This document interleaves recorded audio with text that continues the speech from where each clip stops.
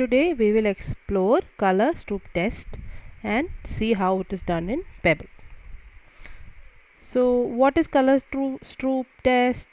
It will give you series of prompts like this, and you have to read out the font color and not actually the word meaning of the color. It will the Stroop test will give you three kinds of words.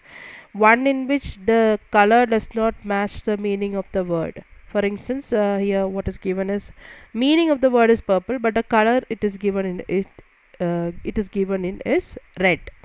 And here also the meaning of the word is yellow, but the color in which it is presented is in blue.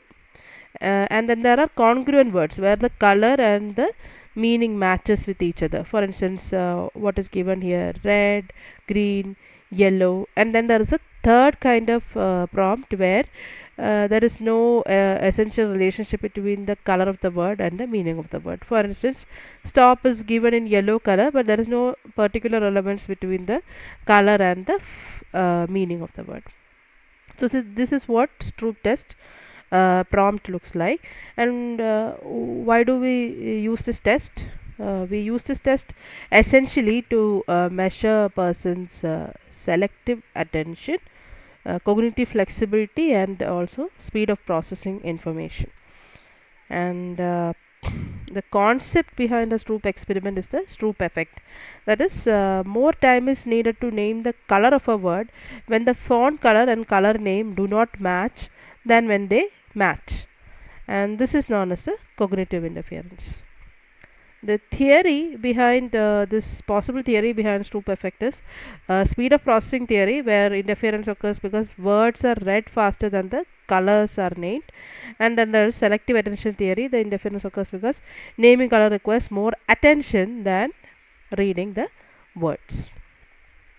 So how to launch this test? You can launch this test by opening this test in PEBL. I will show you how that is done as well. You can use this PEBL without password also. Just click on it, go to the battery section and select Stroop test. What we are trying to do is color Stroop. This is what the window looks like. If when you click on it, you will see that there are different kinds of Stroops also. Okay, what we want is the color Stroop test. So select that and click on run selected test, and then the relevant window will appear, which sort of looks like this. So the color Stroop test will take about anywhere between 15 to 20 minutes to complete. So I will just show you a demo of the test and then proceed with how to interpret the results and all. So I'll read out the instruction. You are about to take part in a study in which you will be asked to determine the color that written word appear in. Sometimes the word will be actual color names. When that happens, try not to respond with the written color name, but only with the color of the word. You will need to respond with 1, 2, 3, 4 keys on the top of your keyboard. Once you are ready, when you click on any key, it will launch the test.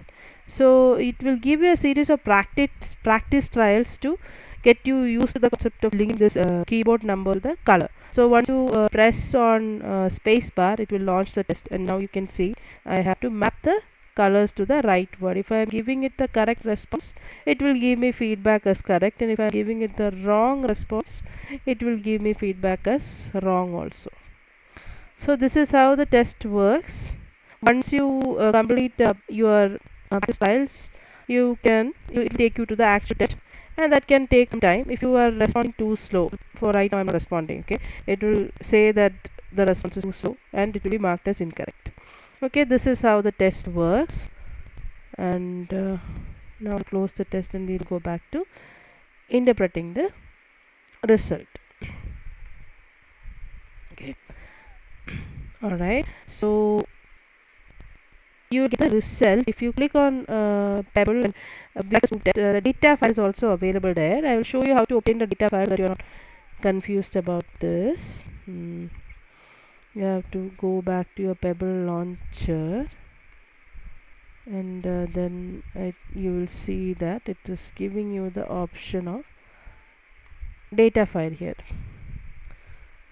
It will expand a little bit more so that you're not confused about this. Okay, see the data file that is appearing. You have to click on the data file and then open or edit selected file. Another folder will appear in which your data is essentially captured automatically by PEBL.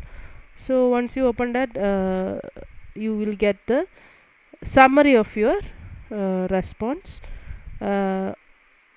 for Stroop test. This is how you access data file in your PEBL folder, from your PEBL folder. So now we will go back to how the response will look like and what is to be done next. Okay, alright, so once you open this, you'll see this summary of the data, which will give you a mean accuracy and mean response time. So mean response time and mean accuracy are the two sets of values you will get for this color Stroop test, and interpreting results will depend on the aim of the test. The aim of the test was to test whether irrelevant stimuli interferes with the color naming task. And hypothesis will be two null hypotheses are there. One is that there is no difference in the accuracy or error made between three conditions of the color naming task, and the second one is there is no difference in the mean response time between three conditions of the color naming task.